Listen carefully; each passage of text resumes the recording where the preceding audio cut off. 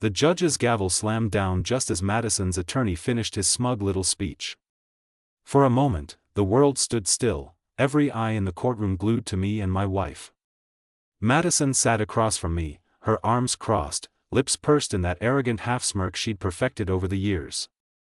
She thought this was her victory lap, the final act where she'd walk away with half my money, my house, and my dignity. But she didn't know I'd come prepared to burn her entire plan to the ground. "Your Honor," I said, voice steady, adrenaline coursing through my veins, "before you make your decision, I have new evidence." The room buzzed. Madison's face twitched, just for a second, her mask slipped. I reached into my folder and slid a thick stack of printed emails, bank statements, and receipts across the table. These documents show clear fraud. My wife has been hiding income, lying to the court, and funneling cash to an undisclosed account under her sister's name. I've also provided proof of her ongoing affair, including hotel reservations and communications with a man named Tyler Matthews. A gasp rippled through the courtroom. Madison's lawyer started to protest, but the judge silenced him with a glare. The bailiff collected the papers and handed them up. Madison turned pale, then red. In that moment, I felt a twisted satisfaction I never expected, her arrogance finally cracking, the whole world watching her facade crumble. Flashbulbs from reporters outside the glass doors, my mother clutching my arm, whispering, "Jake, what are you doing?" But I wasn't stopping now. The judge took his time, flipping through the evidence. Madison shot me a look, half hatred, half panic. For years, she'd made me feel like I was nothing. She belittled me at parties, laughed behind my back with her friends, cheated without guilt, and treated me like an obstacle to her better life. But here, with the truth exposed and nowhere to run, she looked small for the first time ever. The judge set down the files and cleared his throat. "Ms. Carter, you have been accused of fraud, perjury, and willful deception in this court. Do you have anything to say?" Madison stood, voice trembling but still dripping with venom. "He's just bitter because I finally left him. He can't stand that I'm moving on, so he's making up lies." "Enough," the judge interrupted, waving her down. "The evidence speaks for itself." I could see it on her face, the realization that her game was over. She'd played with fire for so long, certain she'd never get burned. But now the whole world saw her for what she was. All those nights I spent wondering if I was crazy, if I was the one destroying our marriage, it all flipped in an instant. Now she was the one on trial. The bailiff stepped forward. "Ma'am, you'll need to remain here for further questioning regarding the fraud allegations." Madison's mouth fell open. The lawyer looked like he'd swallowed a wasp. For a split second, she looked at me, pure hate in her eyes. But beneath that, a flash of fear. She mouthed something, "Maybe, you'll regret this." But I'd already regretted enough. I'd spent years in the shadow of her games, her lies, her constant betrayal. This was my moment. And as the courtroom erupted in whispers and the judge called for a recess, I realized, sometimes you only get justice if you grab it with both hands and drag the truth into the light yourself. And this was only the beginning. I watched Madison's perfectly constructed life shatter in real time, right there in the courtroom. The judge's words echoed in my ears, but I barely heard them. All I could see was Madison's panic growing behind her furious stare, her hands clutching the table so hard her knuckles went white. Her lawyer, a guy named Mark Randall, whispered in her ear, but she jerked away, too angry to listen. The bailiff led her out for questioning, and for a brief moment, I felt something I hadn't tasted in months: freedom. The tension in my chest eased, replaced with adrenaline and a twisted satisfaction. I'd finally ripped off the mask she wore for everyone else, exposing the real Madison, manipulative, selfish, and now, out of tricks. While the judge called a recess, I leaned back, ignoring the whispers. Madison's friends, people who used to smile at me, ask about our perfect marriage, were suddenly glued to their phones, sending messages, pretending they hadn't seen the entire train wreck. I recognized a couple of them from the background of her secret hotel photos. No one made eye contact. As soon as the judge stepped out, Madison's attorney hustled over. Jake, he hissed, this kind of evidence, it's going to ruin her life. Think about your reputation, your daughter's future. This isn't necessary. We can make a deal. I stared him down, letting him see I was done negotiating with snakes. Should have thought about that before your client decided to play dirty. I'm just getting started. He paled. You're making a mistake. We'll fight every inch. I cut him off. Fight all you want. You'll lose. He stormed away. My lawyer, Jessica Barnes, just nodded.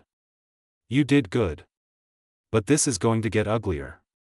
She won't go down without trying to drag you through the mud.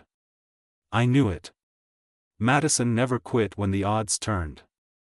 She was a master manipulator, always 3 steps ahead, until now. And as I sat in the courtroom, I started to remember all the warning signs I'd ignored for years. It started subtle. Madison stopped coming home for dinner, claiming late meetings and girls' nights that seemed to happen 3 times a week. She started wearing new dresses, expensive perfume I never bought her, and bought a new phone, for work, which never left her side. Then came the fights. She'd pick at anything, my job, my friends, even the way I folded laundry. You never support me, she'd snap, as if I wasn't busting my ass to keep our lives comfortable. I chalked it up to stress, tried to talk, but she'd shut me down every time. I remembered one night in particular. I came home early from work, hoping to surprise her. Instead, I found her on the patio, whispering into her phone, laughing. When she saw me, she snapped, "Don't you ever text before coming home? I need privacy too." She slammed the door in my face. It was so out of character, but I brushed it off. Big mistake. Looking back, I realized Madison's coldness was calculated. She was erasing me from her life piece by piece, moving money, talking trash about me to her friends, making me the villain before anyone knew the truth. She probably thought she'd walk away with half of everything, painting herself as the victim. But now, as she sat in a back room with the bailiff and her own lawyer squirming, the tables had turned. The evidence I'd gathered, emails, bank transfers, receipts, even her private messages with Tyler, was a ticking bomb. My phone buzzed. A message from my sister, Heather, "You okay? I'm proud of you. She can't hurt you anymore." I smiled, but I knew this wasn't over. Madison would come out swinging. She was a scoundrel to the core, and when cornered, she got dangerous. The judge returned. The bailiff escorted Madison back, her face even harder, lips pressed tight. "We're ready to continue," the judge announced. Madison didn't even glance at me. She stared straight ahead, jaw clenched. But I could see her mind racing, plotting her next move. I wasn't afraid. Not anymore. I'd spent years trapped in her web. Today, I was finally cutting myself free. The fight was just beginning, and I had no intention of losing. The air in the courtroom was different now, a mix of tension and disbelief, everyone waiting for the next blow. Madison's mask was still up, but cracks were showing, and behind those steely blue eyes I saw fear for the first time. She was still a venomous piece of work, though. When the judge asked if she had anything to say, she stood, cool as ever, and said, "Your Honor, this is just a bitter man trying to punish me for moving on. He's always been controlling. Now he's desperate." She shot me a look full of spite, and for a second I remembered why I stayed so long. She was beautiful, magnetic, knew exactly how to twist any situation to make herself look like the victim. I almost felt the old shame start to creep back in. Maybe it really was my fault, maybe I wasn't enough. But then I caught a glimpse of my daughter. Chloe, sitting next to my sister, Heather, tears in her eyes. That snapped me out of it. The judge asked Madison's lawyer if he wanted to respond to the evidence. He shuffled, blustered about privacy violations and character assassination, but the damage was done.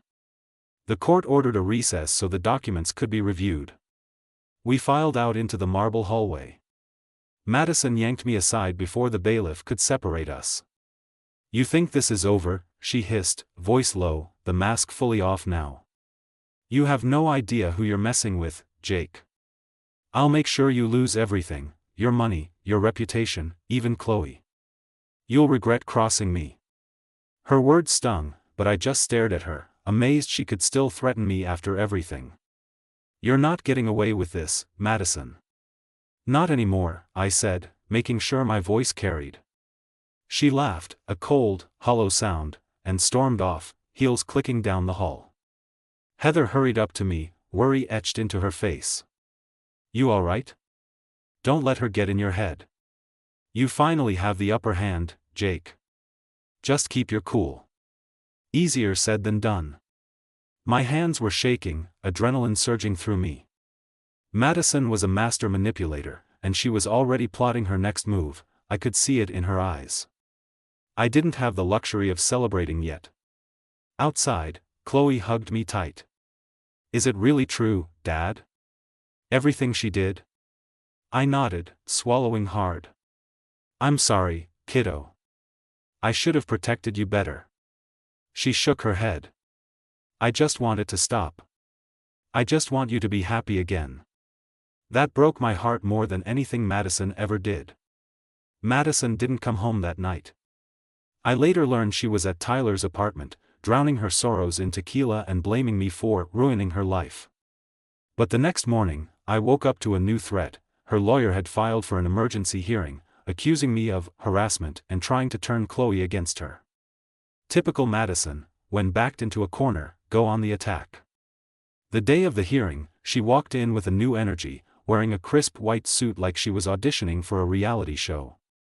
She played the victim perfectly, tears on command, voice trembling as she described my abuse and how she feared for her safety. The judge looked skeptical, but Madison was good. She spun lies so smoothly even I almost believed her for a second.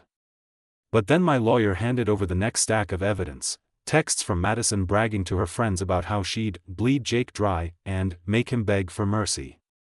Screenshots of her laughing about how clueless I was. Even a voice memo she accidentally sent to me, drunkenly ranting about how she'd take me for every penny. By the end of the day, her perfect act was falling apart. For the first time, the judge's sympathy shifted my way. Madison glared at me with pure hatred. Her claws were out, but now everyone could see them. On my drive home, I finally exhaled. The worst was still ahead, but Madison's reign of terror was ending. I was finally fighting back. If you've ever wondered what it's like to stand face to face with someone who has nothing left to lose, let me tell you, it's terrifying, but also liberating. Madison came at me with everything she had: wild accusations, crocodile tears, fake witnesses, even trying to drag Chloe into her mess. But for the first time in years, I was ready. No more walking on eggshells, no more tiptoeing around her moods. I wanted the truth to burn, no matter how messy it got. After that court hearing, I made a decision. I wasn't just going to defend myself, I was going to expose every dirty secret Madison tried to hide. I spent hours after work piecing together the financial puzzle she'd built behind my back. The deeper I dug, the worse it got. She hadn't just been moving money, she'd been lying about her income, stashing cash in accounts under her sister's and even her mother's names. Meanwhile, in court, she painted herself as broke, desperate for a fresh start. I was done letting her get away with it. With my lawyer's help, I gathered every scrap of evidence, built a timeline of her transfers, tracked hotel receipts, and even found emails between her and Tyler about making sure Jake doesn't see a dime. It was brutal. Reliving every detail, but it also fueled me. Each discovery was another nail in the coffin of her lies. The day before our next court date, Madison showed up at my place, unannounced. She pounded on the door until I opened it. "You think you're smart, don't you?" she spat, mascara smudged, hair wild. "You want to destroy me? Go ahead. Just remember, I can make your life hell too. Chloe will hate you when I'm done." I stood my ground. "Chloe already sees who you are. You did that, not me." She sneered. "You think a few receipts and some emails matter? Judges don't care. They always side with the mom." I looked her dead in the eye. You're not just fighting me now. You're fighting the law, Madison. And you're losing. She didn't answer. She just stared, cold and furious, before storming off into the night. That confrontation lit a fire under me. I met with my lawyer, Jessica, first thing in the morning. It's time, I said. Let's bring everything out. Jessica smiled. Be prepared. She's going to play dirty. I hope she does. I want everyone to see exactly what she's capable of. The next day in court, Madison strutted in like nothing had happened, Tyler by her side. He was stupid enough to show his face. She clung to his arm, parading him around, acting like she'd already won. But when the judge called us up, the mood changed instantly. Jessica stood up, cool and sharp. Your Honor, we have substantial evidence of financial fraud, perjury, and willful deception committed by Mrs. Carter. She laid out our timeline, the accounts, the secret emails, every trick Madison tried to pull. The judge flipped through the documents, expression turning from bored to interested to downright angry. Madison interrupted, "This is harassment. He's obsessed with destroying me." But the judge cut her off. Enough. These are serious allegations. Mrs. Carter, you'll answer to them, under oath. I watched her crumble, just for a moment. The bravado slipped. Tyler looked like he wanted to disappear. That night, news of the case leaked online. Someone in the courthouse must have tipped off a local reporter. My phone blew up with messages. Old friends, co-workers, even neighbors I hadn't spoken to in years, saw the news. Is it true? You okay? Suddenly, Madison wasn't the victim, she was the story. And for the first time in a long time, I felt hope. The lies weren't winning anymore. The truth was finally clawing its way into the light, and Madison was running out of places to hide. But the war wasn't over. I knew Madison would fight dirty until the bitter end. I had to be ready for whatever she threw next. The morning after Madison's public humiliation, the whole city felt different. My phone didn't stop buzzing. Old college friends, distant relatives, even co-workers who never paid attention suddenly wanted the inside scoop. They all had the same question: was it true?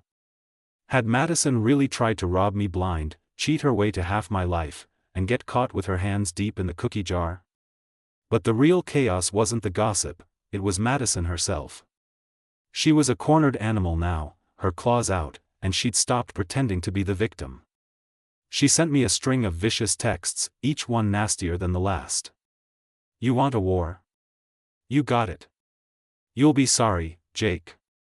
She even tried to call Chloe from a blocked number, desperate to poison her against me, but Chloe hung up on her. That stung more than anything I could have done. Tyler, her so-called soulmate, started calling too. The guy actually left me a voicemail: "Hey, man, let's just settle this like adults. Madison's been through enough." His voice shook. I nearly laughed. Here was the guy who thought he'd step into my life and enjoy the spoils, suddenly realizing he was in way over his head. Meanwhile, Jessica and I went into overdrive. We subpoenaed Madison's mother and sister, traced every transfer, and built a case so airtight not even Madison's lies could slip through. But the process was brutal, hearing all the stories about Madison's affairs, how she bragged about using men, even seeing messages where she laughed about my stupidity. The anger in me built like a storm. I'd spent years thinking I was the problem, when all along I'd just been her safety net, the dull backup while she chased whatever shiny new thing caught her eye. Then came the bombshell, an anonymous email, subject line: "For Jake, you deserve the truth." Attached was a video. I almost didn't open it, thinking it was just another cruel trick. But curiosity won out. The video was from a security camera outside one of the hotels Madison had visited. There she was, arm in arm with Tyler, but also another man, someone I'd never seen before, someone who clearly wasn't just a friend. The three of them entered together, laughing. The timestamp? Just a few weeks after our anniversary. I sent the video straight to Jessica. "She's lied about everything," I said, hands shaking with a mix of disgust and vindication. Jessica replied within minutes, "This changes everything. She's in deeper than we thought." We brought it to court. Madison's face when the video played, priceless. The judge's eyes narrowed. "Mrs. Carter, do you have an explanation?" Madison started stammering about open marriage and personal freedom. She blamed me for being boring, for forcing her to find excitement elsewhere. She even tried to turn it on Chloe, saying she was unfulfilled as a mother because I didn't support her passions. The judge was unmoved. "Your actions and your financial deception paint a very clear picture," he said coldly. "This is not about freedom. This is about fraud and betrayal." Madison snapped. In front of everyone, she screamed, "You never deserved me, Jake. You're pathetic. That's why I left. I'll never let you win." Security had to pull her out. She kicked a chair on the way, knocking over a table of evidence. That meltdown became the talk of the town. Clips ended up on social media, shared by people who barely knew us. Madison was finally exposed, not as a victim, but as a liar, a cheat, and a fraud. But the fallout didn't end there. Chloe started having nightmares, terrified her mom would show up at her school and embarrass her again. Tyler ghosted Madison completely, blocked her on everything. Her friends? They stopped answering her calls, too. I wasn't celebrating yet, but for the first time, I saw the path out. The world finally saw Madison for who she was. The next step was to make sure she couldn't hurt us again. After the courtroom meltdown, Madison was radioactive. No one wanted to touch her, not even the people who used to hang off her every word. It was almost funny to watch her world collapse, but there was nothing funny about the chaos she left behind for me and Chloe. I had to be on guard every minute, because I knew Madison had one last game to play. If there was a dirty trick left, she'd find it. Sure enough, she did. A few days later, a thick envelope landed in my mailbox, her latest evidence packet, filed to the judge and sent straight to me. Inside were fake texts, forged bank statements, and doctored photos, all meant to make me look like the monster she always painted me to be. According to Madison, I was an abusive husband, a neglectful father, even a thief. The level of her lies would have been impressive if they weren't so disgusting. Jessica wasn't fazed. She looked through the evidence with a snort. "She's desperate. We'll have a forensics team rip this to shreds." Sure enough, 2 days later, Madison's files were proven fake, digital fingerprints everywhere, time stamps off, some photos edited so poorly even a child could see the difference. The judge didn't just throw them out, he added another charge, attempted evidence tampering. That was the last straw for the court. Madison's credibility was shot. The judge restricted her contact with Chloe until the divorce was finalized and ordered her to appear for a full financial audit. Madison tried to protest, but the bailiff shut her down with a warning: one more outburst and she'd be spending the night in a cell. Meanwhile, I focused on Chloe. She was still shaken, afraid every knock on the door was Madison coming back for round 2. I reassured her every night, told her it would be over soon, but the truth was I didn't know what Madison was capable of anymore. She'd lost everything but still had her venom. If she couldn't win, she'd try to take us both down with her. But she'd underestimated me. The old Jake would have caved, tried to negotiate, tried to play fair, tried to see the good in her. Not anymore. I'd seen her true face, and I was done giving her the benefit of the doubt. The financial audit turned up even more dirt. Madison had maxed out credit cards in both our names, taken out secret loans, even pawned off some of Chloe's jewelry to pay for her escapades. The judge was furious. "You have shown a flagrant disregard for both the law and your family," he told her. "This court is considering a motion for full asset forfeiture." Madison went pale. Tyler was nowhere to be seen. Her mother refused to look at her. She'd run out of people to blame. Still, she tried one last desperate move. She showed up at my house late one night, mascara running, hair a mess, sobbing. She begged me to drop the case, to think of Chloe, to let her walk away with something. She even tried to seduce me, leaning in close, whispering about the old days, promising to make things right if I just helped her. I pushed her away. You burned every bridge, Madison. There's no going back. She exploded. You're a coward. You always were. I should have left you years ago. She spat the words, then stomped out into the darkness. For the first time, I felt nothing, no guilt, no sadness, just relief. The next day, the judge called us in for a final hearing. This was it, the endgame. Jessica and I sat at our table, calm and collected. Madison shuffled in, head down, defeated. For the first time, she looked small, even scared. When the judge read the ruling, full asset forfeiture, primary custody for me, a restraining order keeping Madison away from Chloe and me, there was a hush in the room. Madison let out a low, broken sob. But nobody comforted her. She was alone. And just like that, her power was gone. The day after the final ruling felt surreal. For the first time in years, I woke up without that old, gnawing anxiety in my gut. Chloe slept in, wrapped in her favorite blanket, the morning sun warming her face. Our home finally felt like ours, not some battleground or stage for Madison's next act. But peace never comes easy, not after a storm like Madison. That afternoon, as I sorted through old files and deleted a mountain of emails, my phone buzzed with a number I didn't recognize. Against my better judgment, I answered. It was Madison. Her voice was shaky, almost unrecognizable, raw, desperate, without the icy venom I'd come to expect. Jake, please, just listen for a minute. Don't hang up. For a second, I wondered if this was another trick, some final attempt to weasel her way back in or twist the knife one last time. She started begging. I have nowhere to go. My friends all blocked me. Tyler's gone, my family won't answer. I can't get a job, everyone's heard the story. I'm living in my car. Please, Jake, just help me get back on my feet. I'll do anything.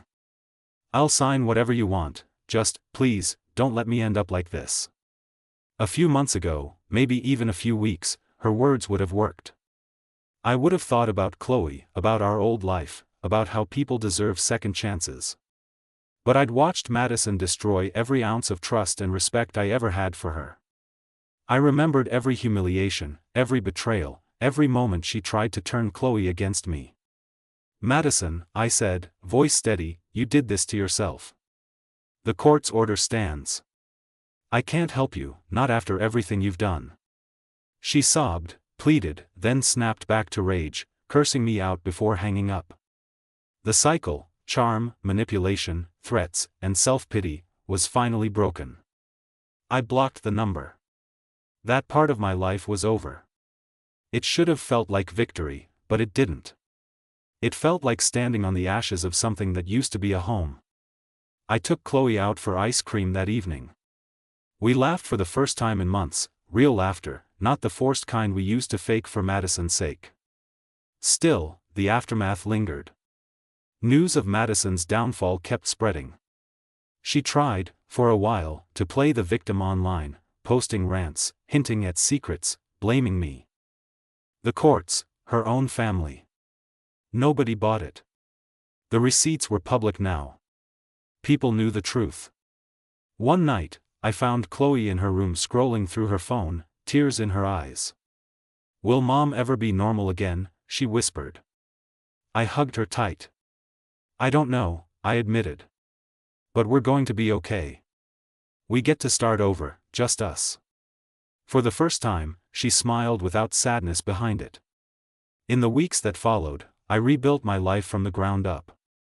I started going to the gym again, reconnected with old friends, and poured my energy into Chloe's happiness.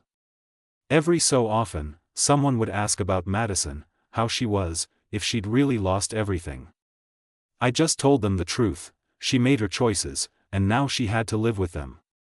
There was one last moment I'll never forget, a letter Madison left in my mailbox, no return address. It was handwritten, messy, barely legible through tear stains. She apologized, but it wasn't for cheating or stealing. It was for getting caught. She said, "You always saw the best in me, even when it wasn't there. I hope you find someone who deserves that." I tossed the letter in the trash. Some lessons are written in pain and ink, but you only need to read them once. For the first time, I looked ahead, not back. And I knew Chloe and I were finally free. The weeks rolled by, and every day brought a little more distance from the chaos Madison had left behind. The house felt different, lighter. There was no more waiting for the next fight, no more hiding pain behind fake smiles. Even the silence was a relief. Chloe and I created new routines: Friday movie nights, lazy Sunday breakfasts, hiking on weekends just because we could. She started sleeping through the night again. Her laughter came easier, her shoulders relaxed. Watching her heal made everything worth it. I'd be lying if I said the scars disappeared. Sometimes at night, I'd catch myself replaying old arguments, wondering when exactly Madison had changed from the woman I married to the ruthless, lying stranger who tried to burn me for everything I had. But now, those thoughts were like distant thunder. They no longer controlled my days. At work, my boss called me in and asked if I was okay. For months, I'd just gone through the motions, haunted and distracted. Now, with everything out in the open, I found new energy. My work picked up. My friends started inviting me out again: barbecues, ball games, beers after work. For the first time in years, I said yes. One night, after Chloe went to sleep, I sat alone on the porch, the city buzzing quietly beyond our little street. I thought about everything I'd learned, about Madison, about myself, about the poison of letting someone else control your happiness. Madison had wanted half of everything, but in the end, she lost it all by never valuing what she had. I realized the most dangerous lies are the ones we tell ourselves to keep a broken story going. I thought about every guy out there who's in the place I was, second-guessing himself, getting gaslit, thinking maybe he really is the problem. If you're reading this, let me tell you, you're not crazy. Sometimes the person you trust most is the one tearing you down behind your back. Sometimes the only way to win is to stop playing their game and start playing your own. Madison tried everything: cheating, lying, manipulating, dragging our daughter into the mud, twisting reality to make herself look like a saint and me like a monster. She demanded half, but all she earned was the world seeing who she really was. The truth has a way of clawing its way into the light, no matter how deep someone tries to bury it. Chloe asked me, one morning as we watched cartoons, "Are you happy, Dad?" I didn't hesitate. "Yeah, kiddo. I really am." For the first time, it was the truth. I've learned that closure doesn't come from revenge, or even from the other person admitting they were wrong. It comes from living your life without them, finding laughter and peace again, letting go of the anger before it turns into poison. You don't get back what you lost, but you get the chance to build something new, something better.